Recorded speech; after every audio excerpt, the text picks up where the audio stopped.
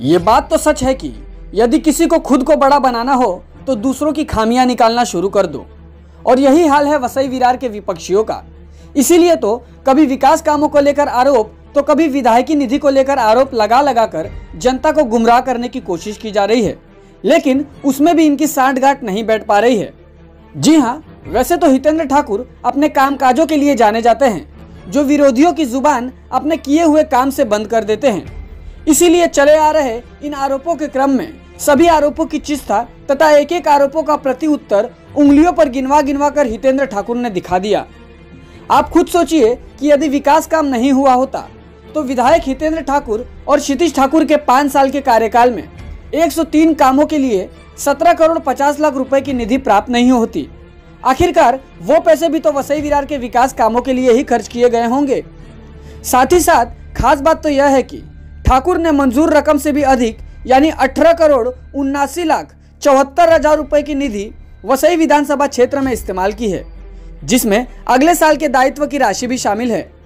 विधायक हितेंद्र ठाकुर द्वारा विकास कार्यों के लिए प्रस्तुत किए गए प्रस्ताव पर जिला नियोजन समिति ने उत्तर देते हुए कहा है कि आपके निधि के खर्च की सीमा समाप्त हो चुकी है, इसीलिए कामों की सूची को कम किया जाए। और इसी चीज को लेकर विरोधी झूठा प्रचार कर समाज में गलत जानकारी फैलाते नजर आ रहे हैं।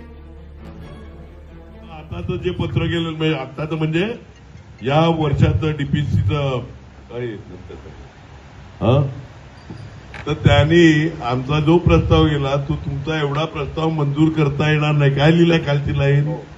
जवळजवळ 2,50,00,000 लाखाचा आहे, त्याच्यात तुम्हाला 2,40,00,000 लाखाचा प्रस्ताव। आपला प्रस्ताव जो गेलाय 1 रुपयाचा तो डीपीसीनी म्हणजे जिकडून हा डिस्पर्स होतो आमचा आमदार फंड किंवा फंड, तर त्याने तुमचा रुपया नाही मिळत, शिल्लक 90 पैसेच आहेत, तर त्याच्यामुळे कामं कमी करा।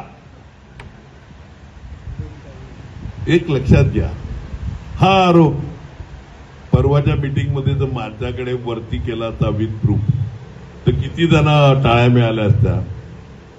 ही पत्र फिरवायची, डीपीसीचा फंड आपलं आमदार फंड नाही वापरला, त्या पत्रामध्ये क्लिअर कट लिहिलंय